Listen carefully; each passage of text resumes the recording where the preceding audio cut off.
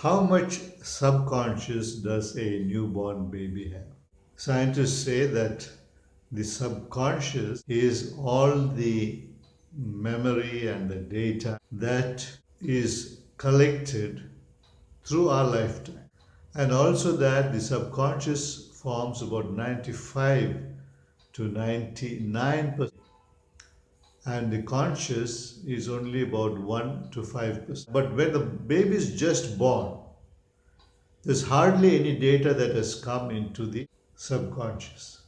Over a period of time, there's a lot of data that gets into the subconscious. And this data is what determines the beliefs of their child. And the beliefs determine the life of their child, the attitude of the child, the abilities of the child. All these things come from the data that has been put into the subconscious by well meaning people, by indifferent people, and by everything that happens in its environment. Because the child absorbs all these things into its subconscious. And as it grows up,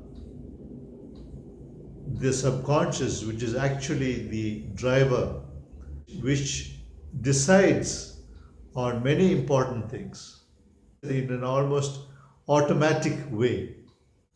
So there is a lot of data, negative data, untrue data that has been put in there.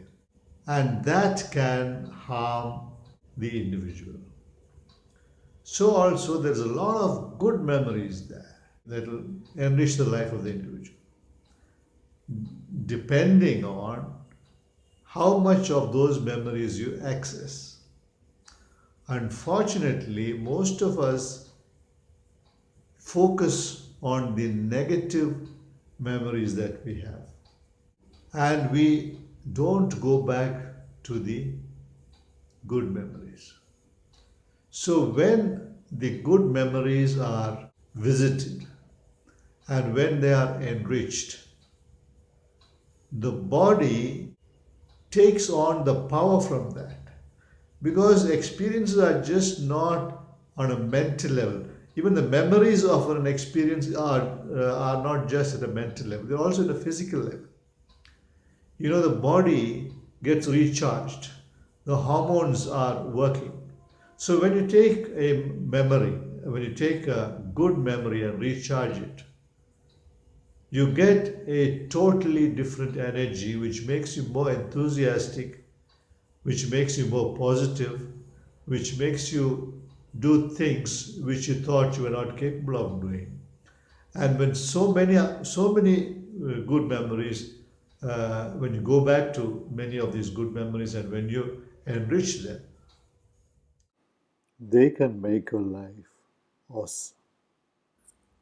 And similarly, you need to delete the bad memories that are holding you back.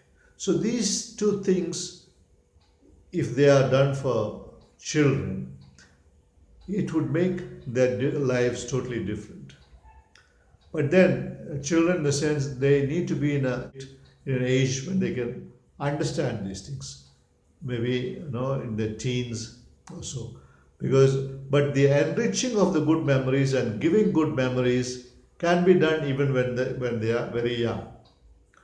But it is not a good idea to visit a bad memory when they are too young, because you may actually reinforce that memory, which is not a good thing, which is not something that we want. So now we'll see how we can actually enrich a good memory. So if you will, like, go back to one of your own memories, a good memory, a joyful memory, something, an event which made you very happy. Just go back to that memory and immerse yourself in that memory. Close your eyes, if you will, so that you'll be able to really go into it. Your memory is a picture.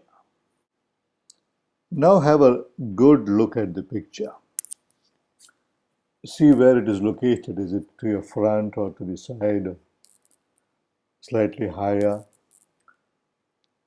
And then make that picture a little larger.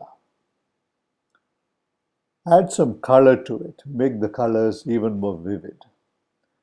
Make the picture brighter. Bring it slightly closer to you. Add some good music that you enjoy. And observe that as you do these things, the memory becomes so much more enjoyable for you.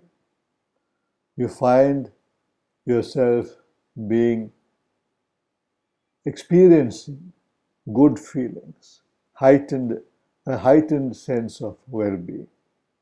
And as you keep doing these things, you will also experience some feelings, some changes in your body. Observe the changes in your body because every memory is accompanied by some changes in the body. When you experience a good memory, you will see there is some kind of a movement and a warmth that is happening somewhere in your body, maybe around your chest or abdomen or some area. And as you observe that feeling, that warmth, you can even give that a color if you want. And you can see where that feeling is going. You can watch it spread all over your body. You'll find that you are being recharged just by going back to a memory and reinforcing it. When you recharge this way several times, when you go back to more and more memories, this will become a permanent part of you. And the confidence and the strength that this memory gives you will help you go through life with so much more confidence and happiness, joy. That is how you enrich a good memory. And how do you delete a bad memory? The bad memories may be making you behave in ways that you really don't want to behave. Now, if you will, you can go back to a bad memory. This bad memory is a picture. Hold that picture in your hands. Your left hand holding the left side of the picture and your right hand holding the right side of the picture. And as you look at that picture, just quickly whiten the whole picture. And then you blacken the whole picture. Then bring both your hands close to each other, and so that you actually start shrinking the picture and make it about half the size of the original picture. And then shrink it even further and make it quarter the size of the original picture. And finally, just take the picture over your head and throw it away behind you. How do you feel about that memory now? That memory will not bother you again. Once you access your good memories and get rid of your bad memories, your life will be completely different. And if you can teach this to the children when they are yet young, when they are in their teens, maybe in the late teens, or even early teens, there's so much of imagination for them. And the imagination is so vivid and so real for them that they accept these things which work. You know, so these are a few things which you could try out.